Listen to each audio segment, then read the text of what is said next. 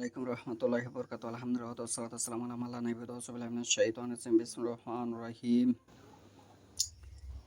ইন্নাল্লাযীনা ইয়াশতারুনা বিআহাদিল্লাহি ওয়া আইমানিহিম সামানান কালিলান উলাইকা লা খালাকা লাহুম ফিল আখিরাতি ওয়া লা ইউকাল্লিমুহুমুল্লাহু ওয়া লা ইয়ানসুরু ইলাইহিম ইয়াওমাল কিয়ামাতি ওয়ালা ইউযাক্কিহিম ওয়ালা হুম আযাবুন আলীম। আজকের বক্তব্যের বিষয় হলো কোন ব্যক্তির আমল হাশরের মাঠে শেষ হয়ে যাবে এবং আল্লাহ তার সঙ্গে কথা বলবে না সে সম্পর্কে। আমল এমন একটি জিনিস, সেটি কিন্তু দেখা যায় না, গ্যাস দেখা যায় না, অনুভব করা যায় যেটি অনেক ওজন, 12 কেজি, 16 কেজি, 13 কেজি ওজন, কিন্তু কি দেখা যায় না। ঠিক অনুরূপ আমি যে আয়াতটা তেলাওয়াত করেছি 3 নম্বর সূরা আলে ইমরান, আয়াত নম্বর হচ্ছে 77। আয়াত নম্বর হচ্ছে 77।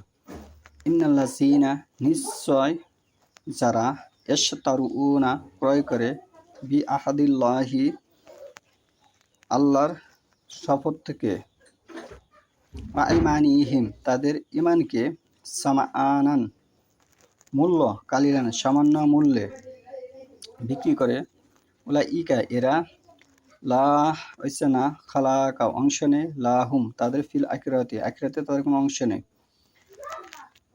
ওয়ালা আর না ইউকাল্লিমুহুমুল্লাহ আল্লাহ তাদের সঙ্গে কথা বলবেন না, ওয়ালা ইয়ানসুরু ইলাইহিম তাদের দিকে আল্লাহ তাকাবেন না, ইয়াউমুল কিয়ামাতি কিয়ামতের দিন, ওয়ালা ইউযাক্কিহিম তাদেরকে আল্লাহ পবিত্র করবেন না, ওয়ালা হুম আযাবুন আলীমু তাদের জন্য আছে অধিক যন্ত্রণাদায়ক শাস্তি, আযাব। যারা আল্লাহর সাথে করা ওয়াদা, নিজেদের শপথকে সামান্য মূল্যে বিক্রি করে, শপথ বুঝেন, শপথ কি শপথ আপনি আল্লাহর সঙ্গে করেছেন? যে ব্যক্তি নিজেকে মুসলিম পরিচয় দেয়, তার নিজের কোনো ইখতিয়ার নাই, সে আল্লাহর কাছে বিক্রি হয়ে গেছে। সে ওহীর অনুসরণ করতে হবে। ওহী হচ্ছে 2 প্রকার, আল কোরআন এবং সুন্নাহ। ওহী ব্যতীত সে কথা বলতে পারবে না, চলতে পারবে না, কারোর সঙ্গে কোনো লেনদেন করতে পারবে না। সর্বক্ষেত্রে তার ওহীর অনুসরণ করতে হবে যদি কেউ নিজেকে মুসলিম পরিচয় দেয়। এবং পরিচয় দেওয়ার পরে যদি সে অনুযায়ী না চলে, তার শাস্তি সম্পর্কে এখানে উপস্থাপন করা হচ্ছে। যারা আল্লাহর সাথে করা ওয়াদা, নিজেদের শপথকে সামান্য মূল্যে বিক্রি করে দেয়, সামান্য মূল্যে বিক্রি করে দেয়, তাদের জন্য পরকালে কোনো অংশ নেই। লা খালাকা, খালাকা শব্দটা অংশ, লা হইছে না, কোনো অংশ নেই। কিয়ামতের দিন আল্লাহ তাদের সাথে কথা বলবেন না, ওয়ালা ইউকাল্লিমুহুমুল্লাহু কথা বলবেন না, আল্লাহ তাদের সঙ্গে কি করবেন না, কথা বলবেন না, এবং তাদের দিকে তাকাবেন না, ওয়ালা ইয়ানসুরু ইলাইহিম তাদের দিকে তাকাবেন না, ইয়াউমাল কিয়ামাতে কিয়ামতের দিন তিনি তাদেরকে পবিত্র করবেন না, ওয়ালা ইউযাক্কিহিম